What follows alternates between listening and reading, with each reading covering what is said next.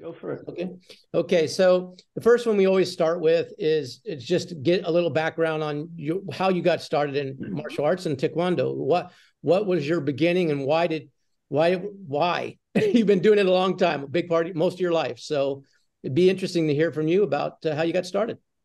Well, like most people, I think it started from watching, seeing martial arts in movies. So,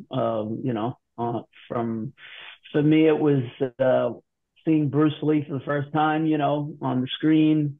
And wow, like that's cool. We never saw anything like that. And, watching shows like The Green Hornet and then movies like Billy Jack, that I grew up with. And, so those were like influences. So when I had the opportunity, I don't remember as a kid having martial arts schools around my neighborhood or anything that I could join. So I first started probably around 18. So I was older.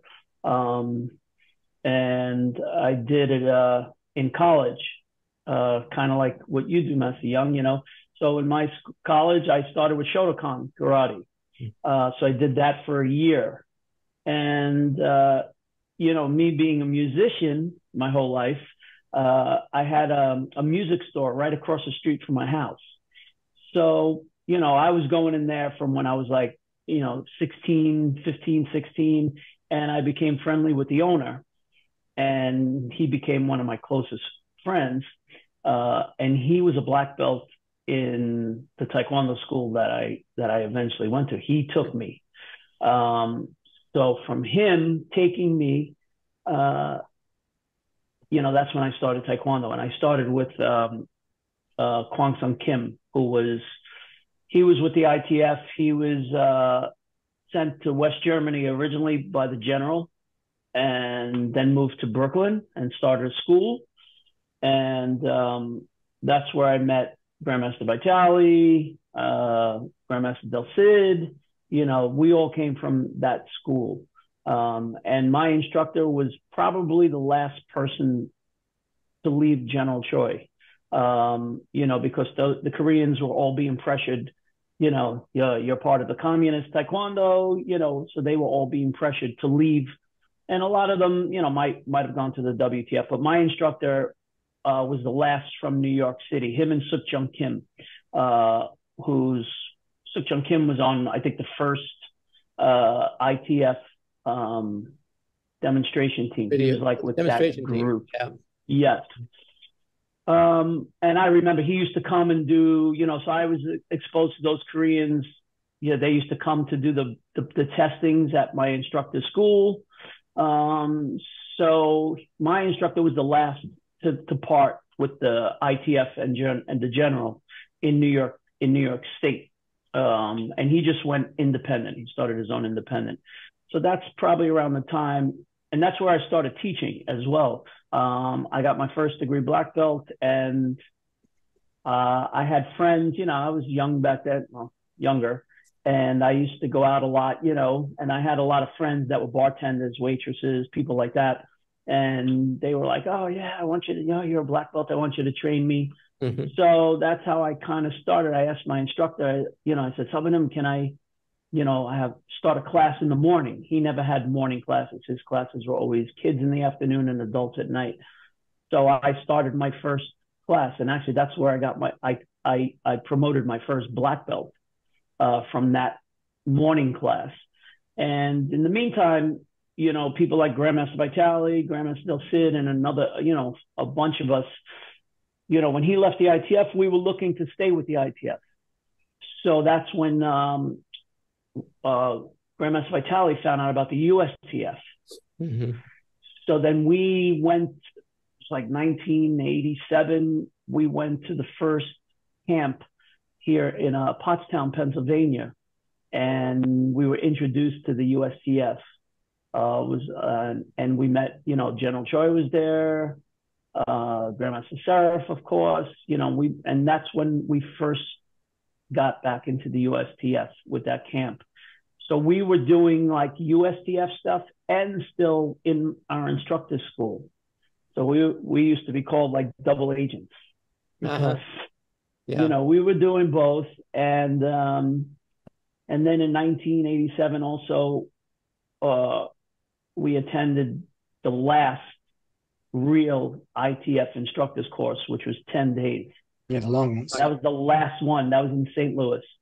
That's when I met Grandmaster Nunez. You know, we became friends. You know, I met people like Master McNamara. I met all my friends that I have now, a lot of them at that camp. And that's what I tested in for my second degree at that camp in front of the General, Grandmaster Riki Ha, Grandmaster Seraph. I mean, there was a panel of, you know, the pioneers of Taekwondo. That was my second degree test. And yeah, so we kind of did both back and forth with the USTF. And then it was funny when my Korean instructor, you know, he used to have in the school, he used to have all the black belts, like a broken board with the black belt's name and the rank. So it was like just a big, huge wall with all the black belts, right? And then he renovated the school and he kind of put up this partition, and those boards became like stickers with all to show the hierarchy of the school. Yeah. And, you know, you always wanted to be moving up in that thing. But then the funny thing was he started, when there were any of those black belts that would kind of break the code, say, you know, I found out one of my first black belts, he's teaching Kung Fu, you know, he got discommunicated. So when those black belts started getting discommunicated from the school, he would put a red star by their name. So it was like the Communist Party. That's right. Right. You guys are, you fell from the fold. You're out. Yes. Well, so slowly, all of the black belts that were doing kind of the both all got the red star. Funny, I was the only one who never got the red star. My instructor allowed me to stay there. And, you know, the funny thing was I'm doing USTF and learning about sine wave, and I'm doing all this stuff. And that's how I'm teaching my students in the morning. So when my instructor would have the black belt test or any, you know, color belt test, and my students would be part of that,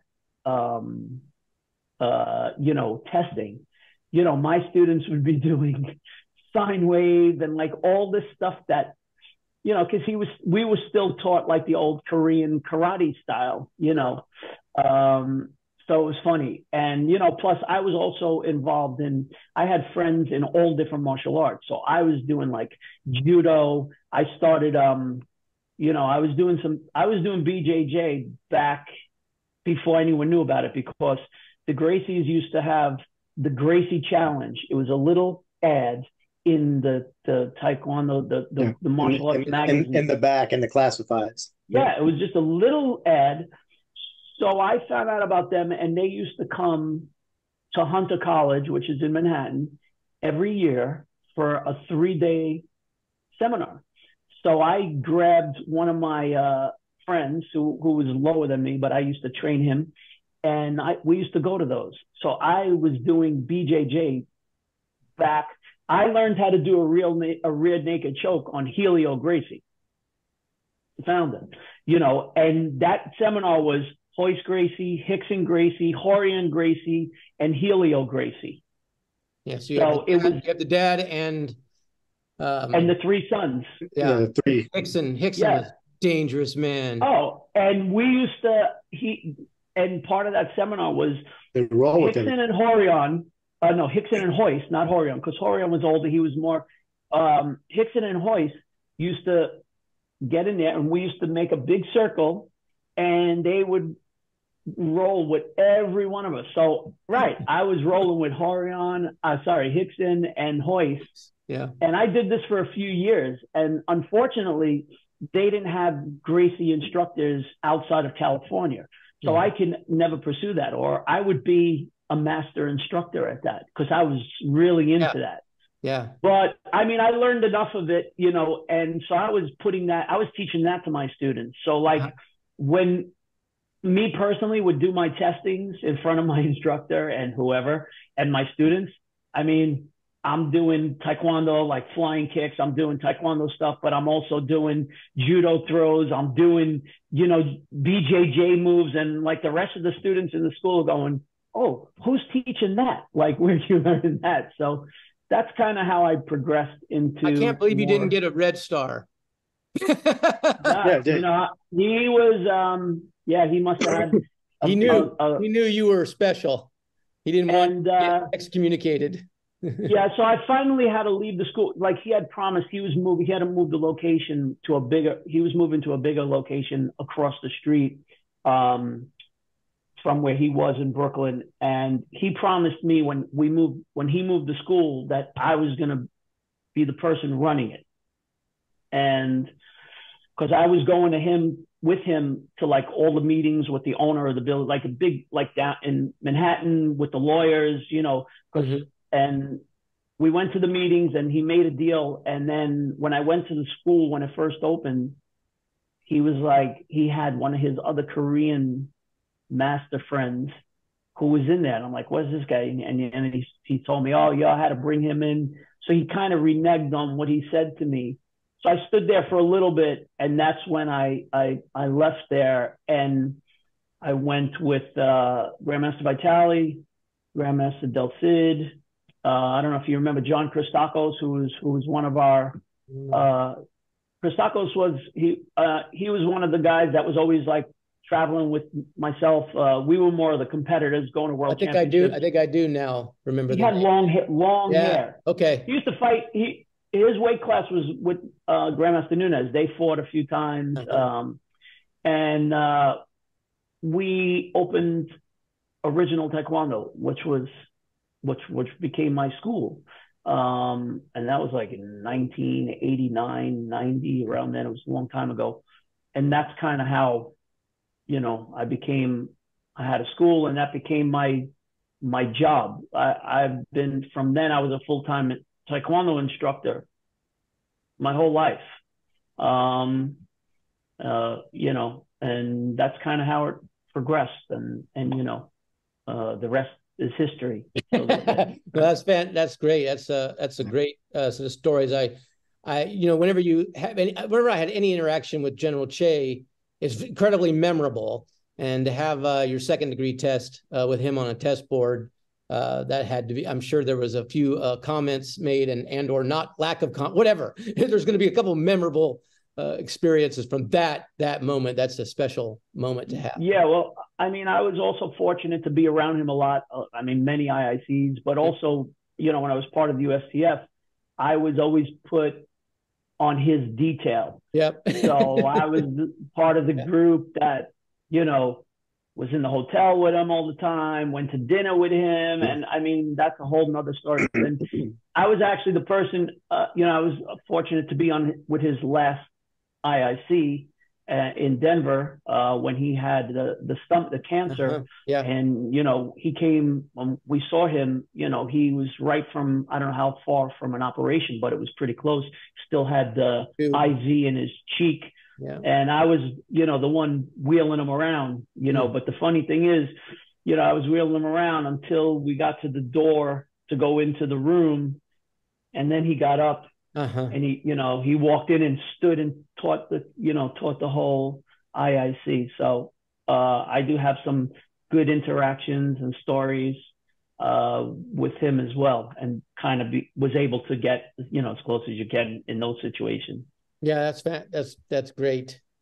I think it's probably a good segue into. I was going to jump on there with my question, but I think it'd be a good one for Master Fruitstone. His first question. Yeah, you already kind of touched on it. Yeah, I think that'd be a good question. Go ahead. Yeah, so sir, you're a strong proponent of cross training, both physical training and martial arts training. Use it in your testings, use it in your instruction. What do you see as the benefits to your students and to Taekwondo practitioners as a whole? I think you're going to be, for me, martial arts is more about self-defense. That's always been, martial arts to me has never been about competition. I never approached my training that way, and I never taught. I never taught competition, but we trained very hard in my school and very realistic. And even when I was competing and my students, like, we didn't really train for competition, but we always performed well in competition because of the way we trained. So I'm very big on, your body has to be, this is our tool. So your body has to be in shape. I don't believe that you're going to be good at martial arts.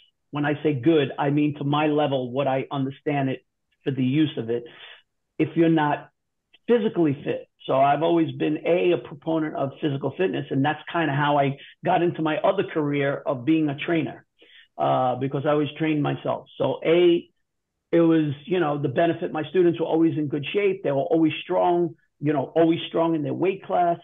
And then the training itself, we weren't just strikers ever in my school. I go back to that Bruce Lee mentality, that Taekwon-do ranges, you fight from far, you fight from here. What happens when you get close? What happens? So in my mind, that always made sense. No one ever had to tell me, hey, you're not, stand-up fighters are not good on the ground.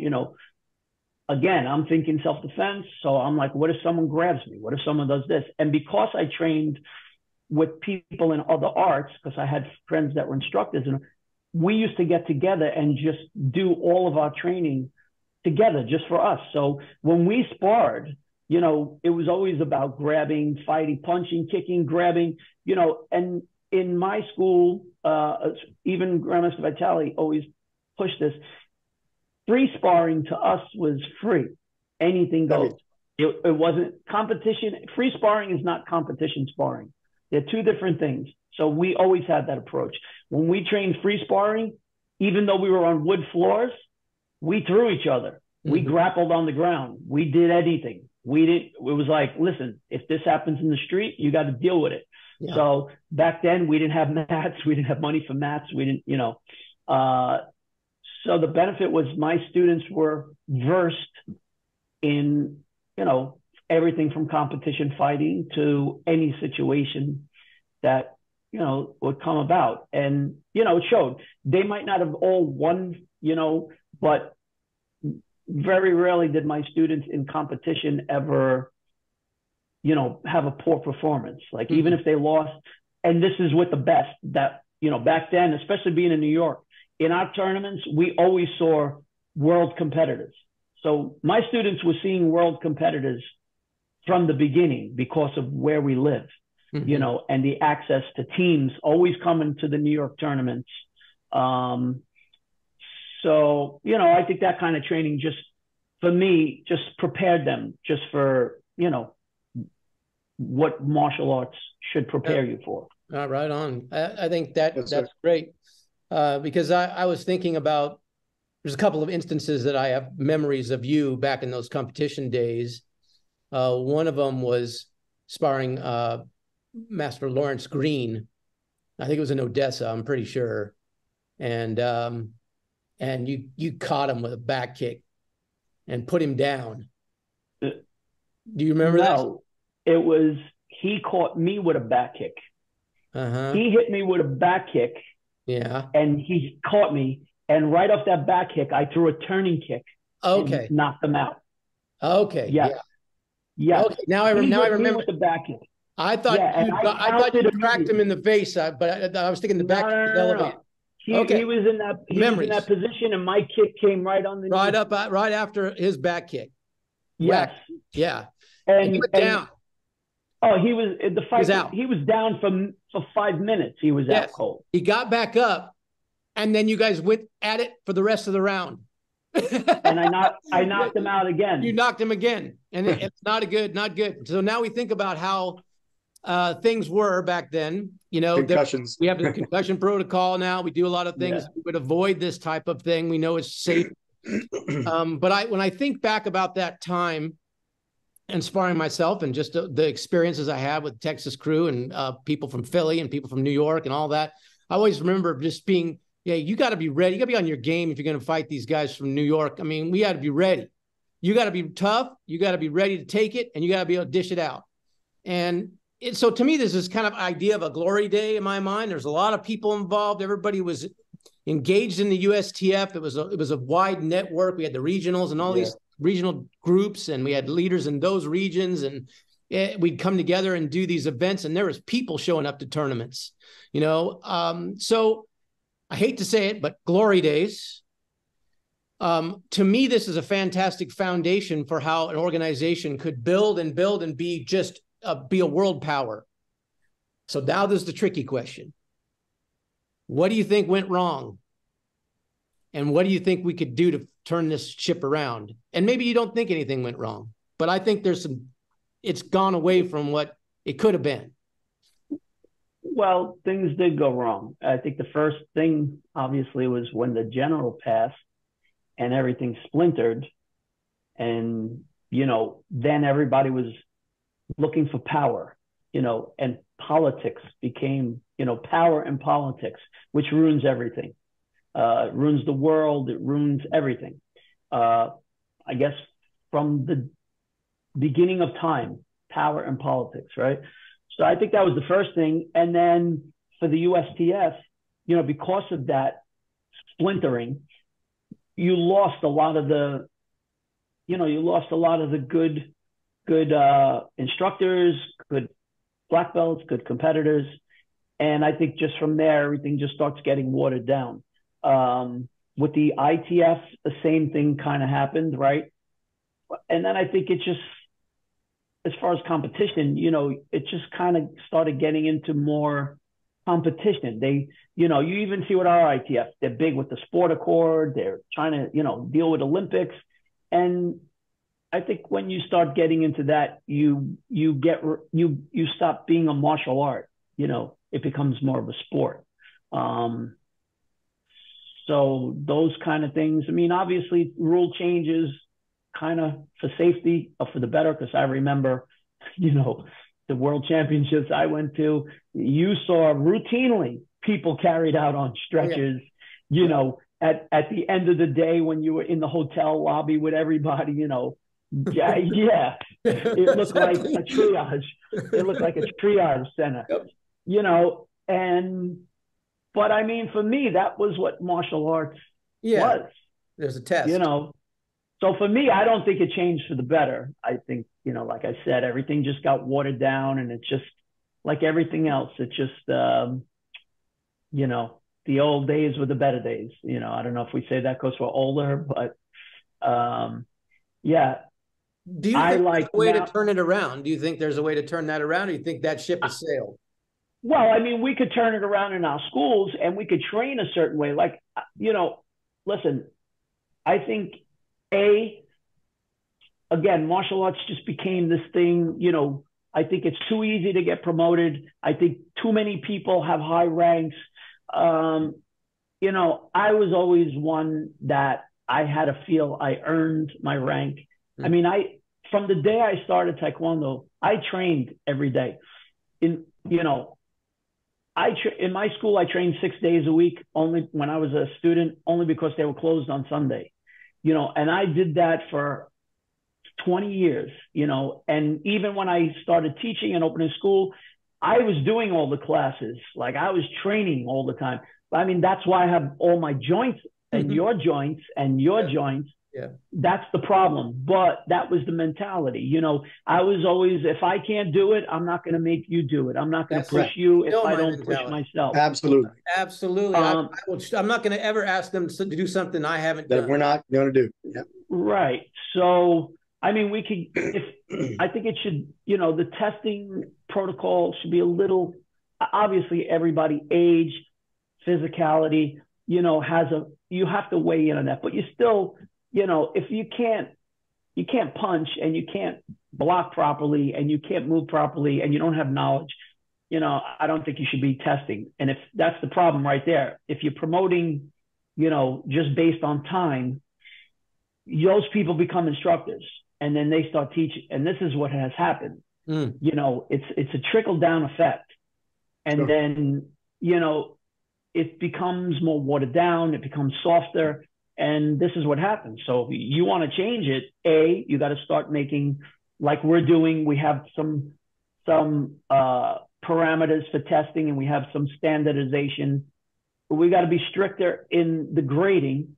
Like in my school, forever, very rarely, we didn't have belt like any, let's go any testing, and especially black belt testing. We never had belts there for them to get. Nobody ever got their belt at the testing. Our tests were always, we graded, and then all the things that we saw that weren't up to the standard for that level, we used to mark in red, and those would be redos. Mm-hmm. So almost my students were conditioned. Like if you didn't get a redo, you were like, wow, I was really good. Right. You had a few like that, but they were all conditioned. So let's say I did the testing on a Friday or a Saturday, the weekend.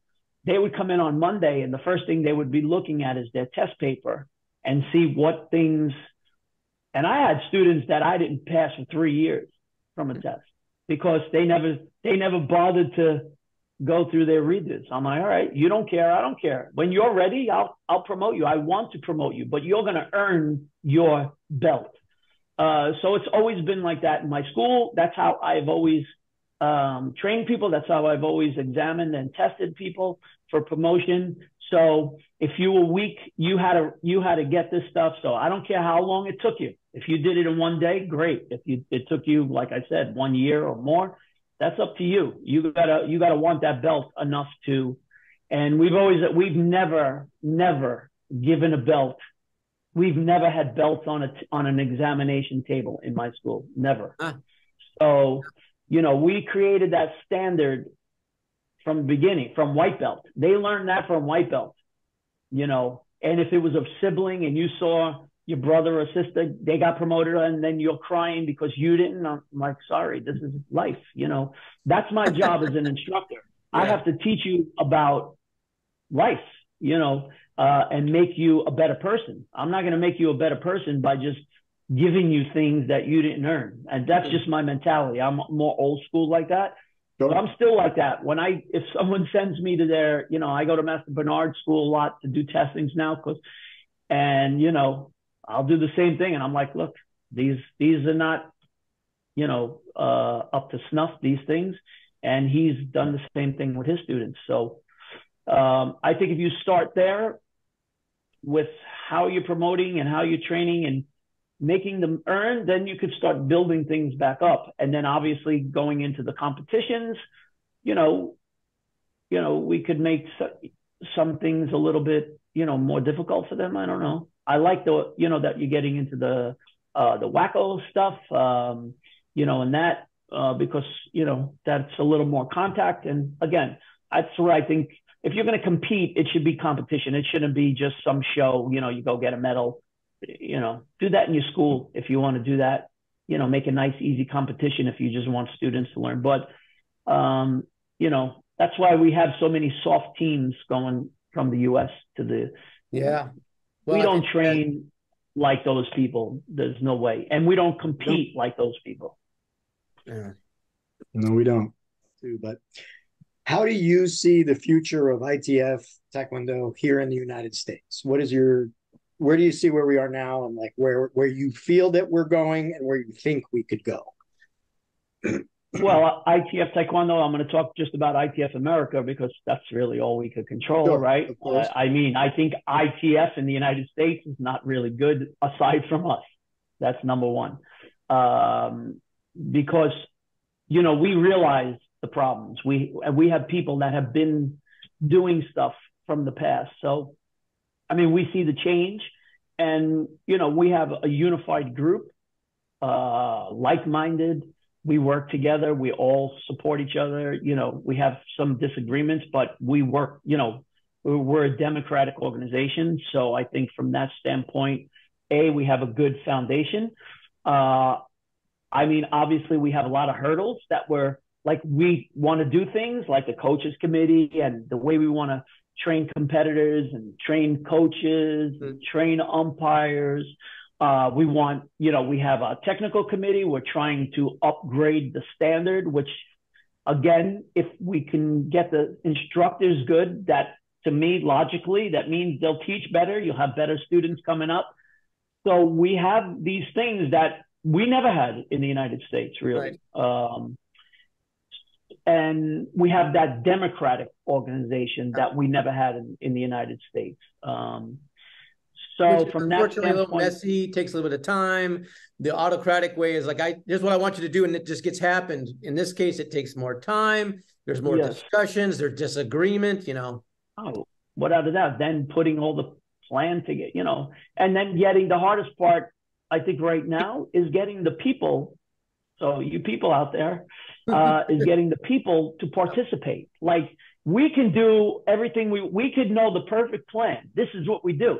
If nobody is buying into that plan and nobody is supporting it, and nobody's coming to the courses, to the trainings, and or going to the, what does it matter? Then it's just people just want to be in their own school. They want to get a belt. They want to have a certificate on the wall that says, "Look at me, I'm this." But to me, I've always said your belt means my belt, your belt means absolutely nothing. Okay? When we're outside, we don't wear our belts, we don't have our titles. So whatever happens, happens, and we'll see how good your martial arts training is. That's for me, that's the test. The test isn't you go win a medal. That's great. You won the medal that day. That could have been because you were the best and you fought really hard against really good people, or because you were just there. And, you know, there were 3 people, you won a medal, or, you know, the division wasn't that good. So that medals, trophies, you know, back in the old days, you know, you wanted to put all your trophies in the window and all your medals. Look at this school. What does that mean? It means nothing. It doesn't mean that if someone mugs you, you could do anything. So, you know, we need the support of people to do anything. We can't, you know, we can have all the ideas, but I think we have a good coherent group. We have, you know, we have a good plan. Like I said, we have many hurdles of things we can't control right now. Hopefully that changes. I think the more we can control, the more we can change. And then, you know, but we have the foundation, without a doubt. We have the foundation. We have all the right people. We have the right attitude. We have the desire. We're doing it with the right intention. That's like we're doing it to help and try to make a change for the better. You know, we're not doing it for power reasons. We're not doing it for monetary reasons. We're not doing it for any of that. Yes, sir. Yeah.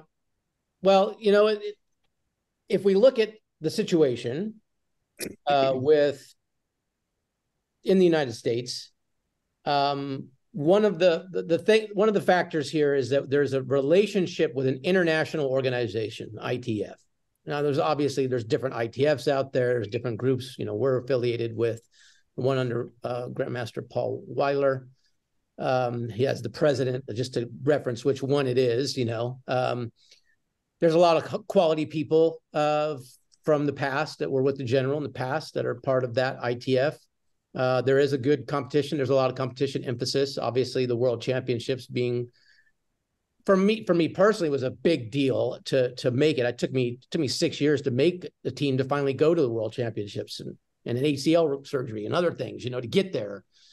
And so that was like the epitome of my competitive career in terms of martial arts.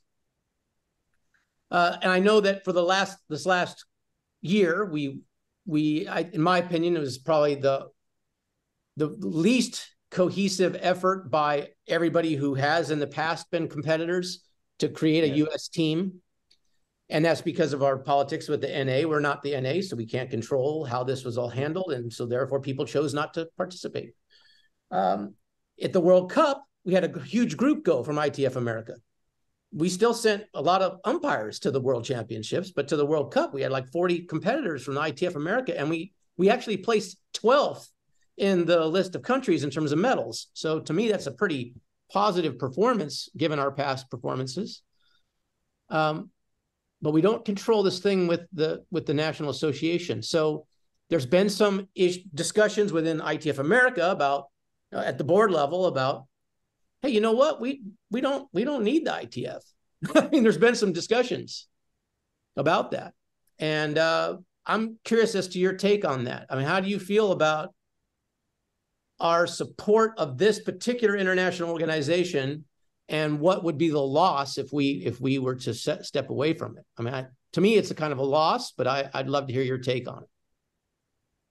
Well, I think, we have done and we've proven we have the stats and the numbers and everything, the data to prove that, we have supported, the ITF more than anybody in this country.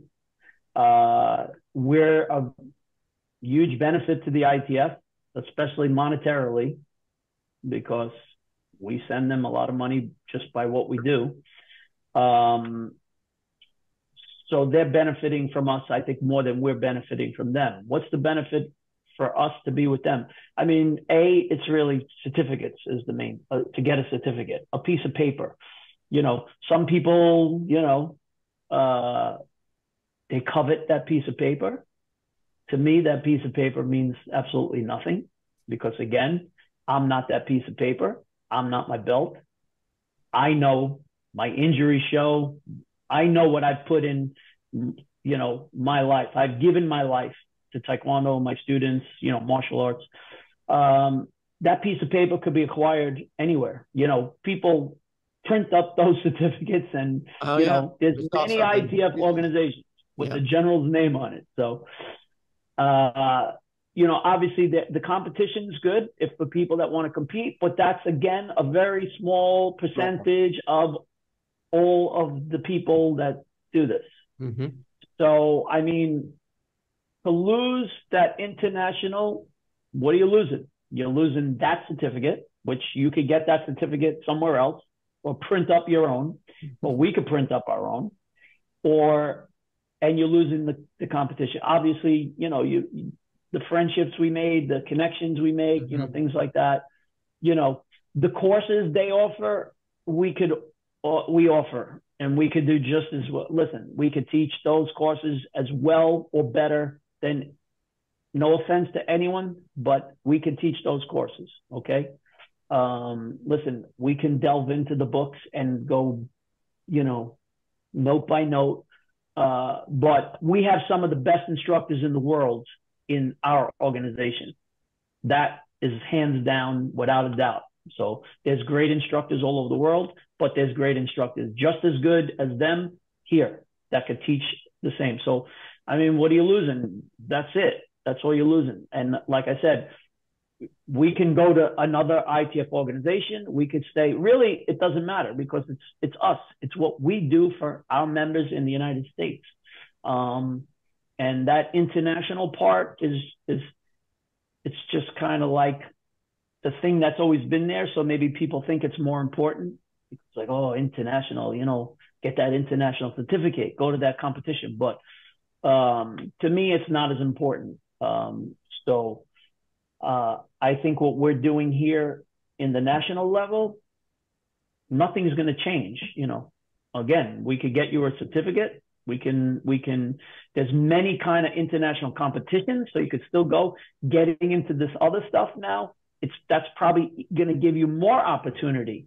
There's other, outside of Taekwondo, which is, for me, that's great because you're not in a box. I hate being in a box. Sure. I hate, this is the only way to train. This is the only way to go. That limits you. It limits you as a martial artist. It limits you in your abilities.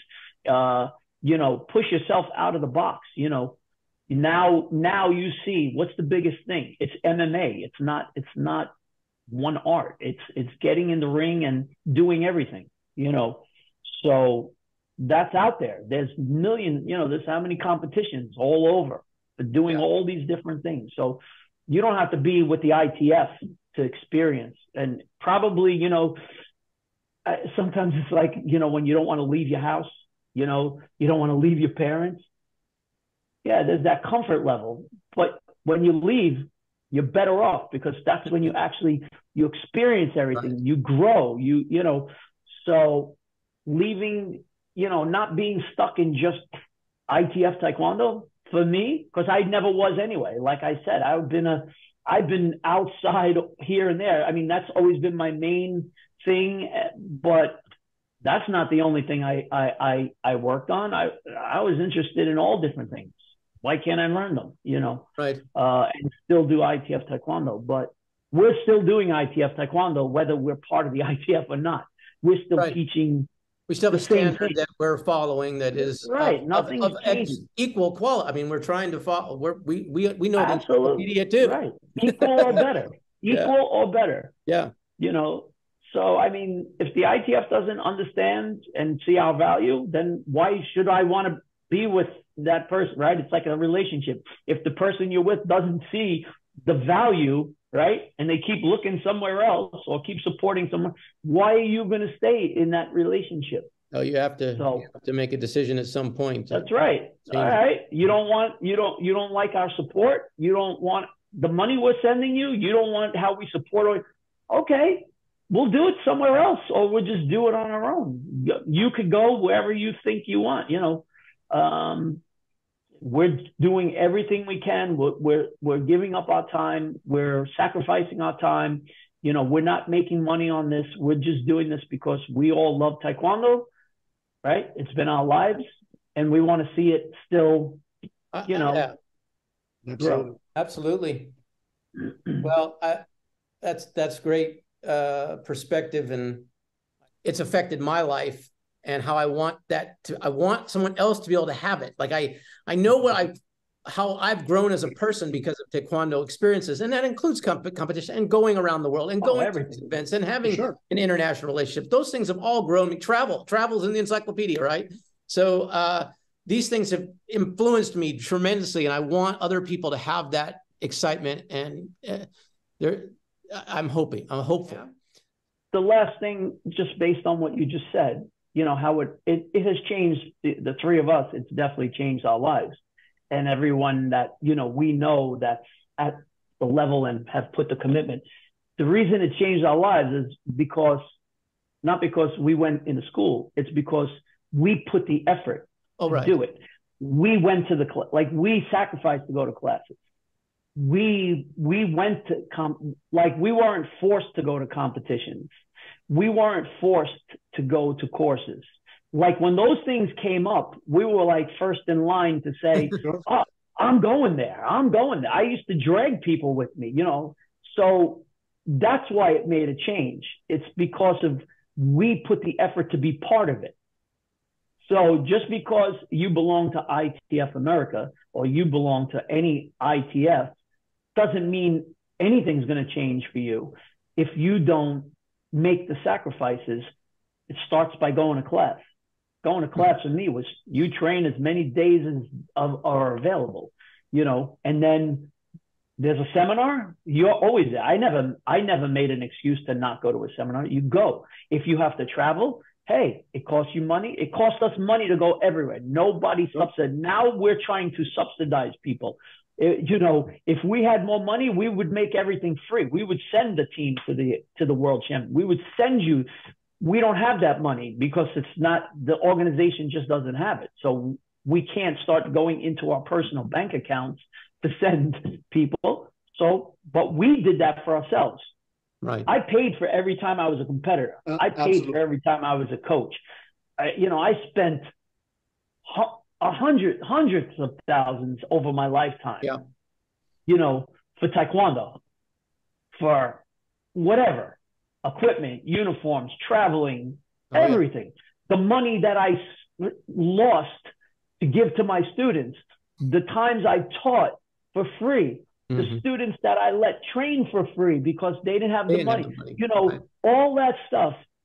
We did that because we wanted to. So the last thing I would tell people, nothing's going to change in your life if you're not going to, you know, you got to be part of things. You got to sacrifice. You're going to have to sacrifice your time, your financials, you know, if you want to see the change, but you will see a change if you do that thing. But that's the common thing between all of us is we were the ones that were always in class. We were the ones that always went to the seminars. We were the ones that always traveled when we could. We were the ones that wanted to go to competitions. That's why, you know. So yeah, people got to make the effort. Yep. Yes, sir. Well, fantastic. Thank you, sir. Again, we're taking the time. You're spending some time, and so are we. we just want to get everyone's story out there, part of this organization. You know, a lot of people gave up their own organizations to be part of it. Just rare in Taekwondo, right? Everybody's like, they always want to be the king of their own little castle, but to have people come back. Yeah. And we have so many different personalities that are able to collaborate, work together. Very different people. That's the thing we didn't have for a long time, and I want it to be celebrated. And thank you guys for putting these together and making the effort to put out some information, again, to help people. And, you know, you guys are sacrificing your time to do this for others. So hopefully others realize that, and they will sacrifice a little of their time to support, you know, and watch these videos and, you know, try to learn something. Tell their friends to come to class. Exactly. Yeah. Okay, sir. Well, thank you so much. Thank you very much. All right, guys. Hope I look forward to training with you again soon. Being on the floor. That's what I want. Yes, sir. Feel good. When we're all healthy. That's right. We'll practice cane fighting. I like that's like cane techniques. It's Hapkido. That's right. Listen, it works, right? It does. It does. All right, guys. Thank you. Thank you, sir. All right, I'll see you guys. All right, bye. Bye-bye.